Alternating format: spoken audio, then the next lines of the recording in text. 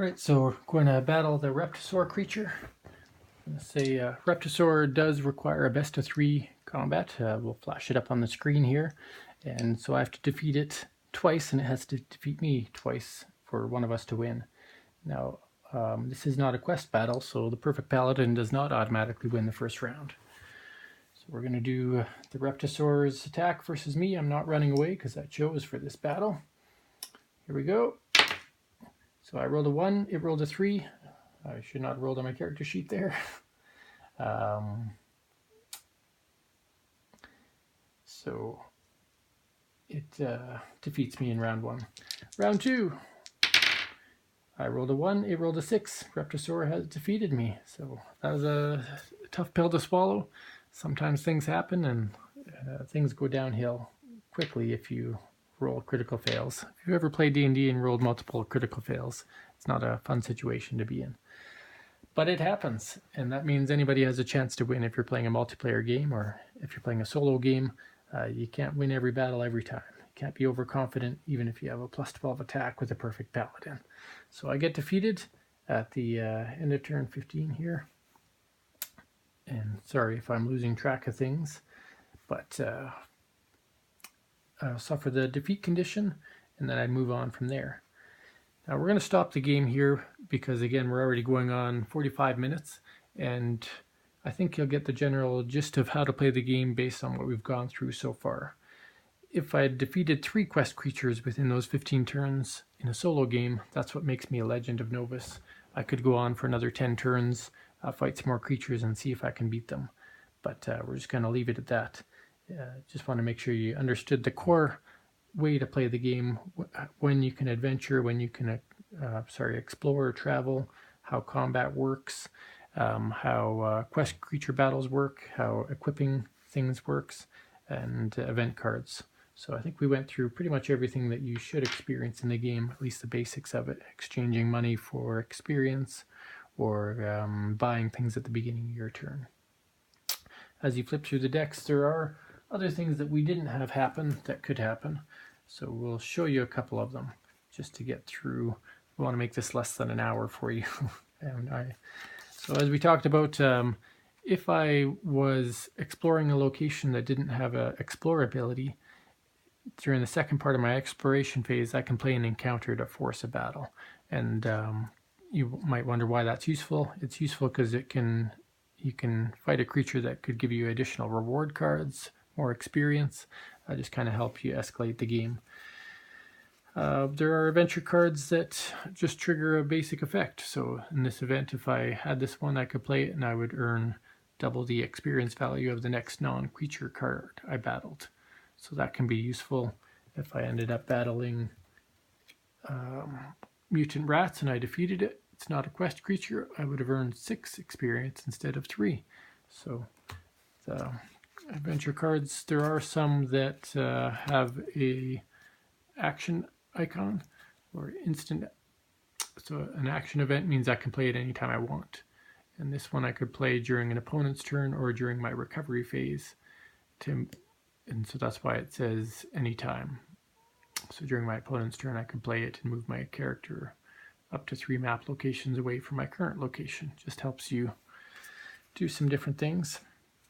There's special quests within the adventure deck, and those quests ask you to go to a certain location. So for example, this says be in Asa, and if I was there I could discard 3 cards to gain 5 experience points.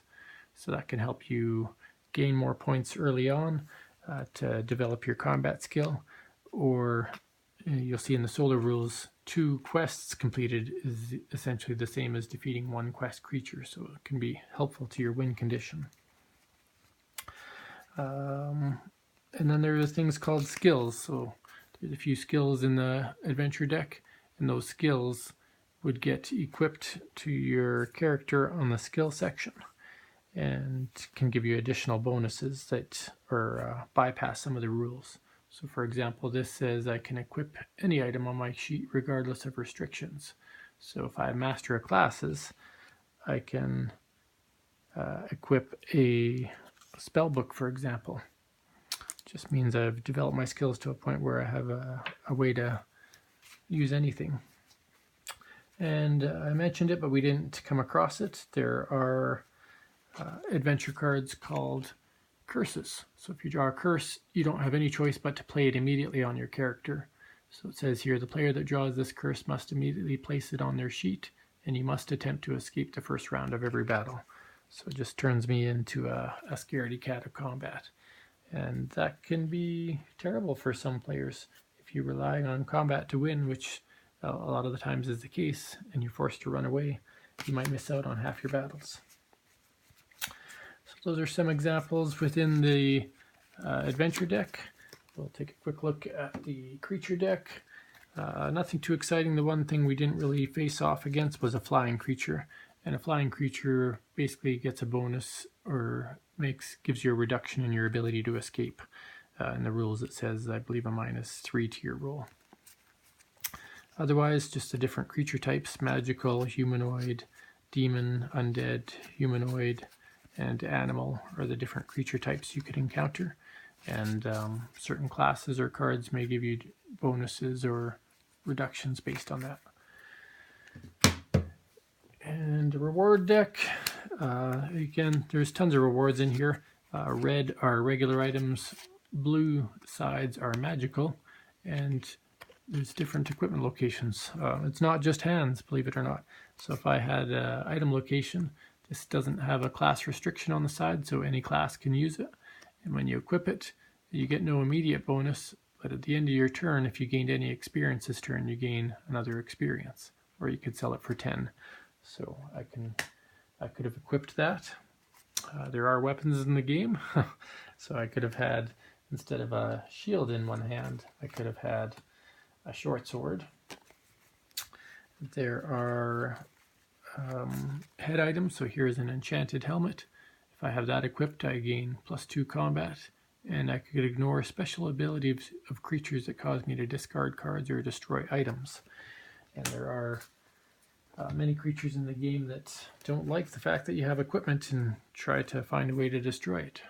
Like the acidic deformity, they destroy all non-magical items you have equipped if they defeat you. Kind of like a giant acidic beast ready to kill you. What else?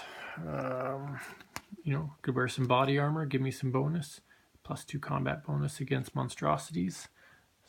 That would have been helpful. There are scrolls, and then there's class unique common item or non-magic items, like the trickster's coin is for the thief. I believe the fighter has a heavy gear bag. There's things that give you flying that can increase your traveling ability. So in this case, would give me travel +1. So instead of moving up to 2 markers, I can move up to 3 markers if I had that equipped. And that can help you get from quest creature to quest creature faster. Or one-time use, things like potions and scrolls. So you'll see on the bottom, destroy after 1 use, and it would give me +5 to my combat value. So lots more you can do, and I'm sure when you preview or review the game, you may experience questions that you didn't come across in this playthrough, but hopefully it's mentioned in the rulebook if I designed it properly. But you might not be familiar with it in your first playthroughs, so I would highly recommend trying the game at least a couple times so you get a feel for it and can kind of figure out what to do in those circumstances based on what's in the rule book and what it says on the cards. If you watched this entire video, I do thank you for spending the time listening to me and exploring this beautiful world of Novus. Main art is done by a wonderful artist named Andrea Butera. He did some terrific work on creatures like this dragon here, or this goblin is a piece of his work. This skill card here is a piece of Andrea's work. We had a little bit of contribution from Nicola Merkea. He did the artwork for Duel of the Dragons, another game I'd made, but has some nice artwork for the Feral Wolf, and then he has a piece of art for the Thief Vin. And all of the artwork for all the special artwork for the land is done by Boris Turano. So he did the entire map, and he also did several locations so far. but you will see a lot of free art or art that is available on the internet for there's a lot of that in the location guidebook because it's not unique just yet. That's all going to come with a successful funding on Kickstarter. And same with some of the creature cards or encounter cards or reward cards or adventure cards. You'll notice that the art style varies from card to card. If it wasn't done, like this is done by Andrea Skeleton. He's got a great unique style, and you will see that in his art pieces. But then you may see an entirely different type of art, like this Shadow Demon is just an image pulled from the internet. And the image is still great. I wanted it to represent what that creature is, but because I don't have ownership of that art, a game wouldn't be mass produced with art that I don't own. And that's where kickstarting really comes into play, because it can help develop more creature cards, get the art set for those specific cards, and be able to pay these wonderful artists to bring Legends of Novus to life. Thank you again for listening, and I hope you enjoy the game, whether it's solo or multiple players or whatever you end up doing, and looking forward to hearing what you have to say about the game. Have a wonderful day. See ya.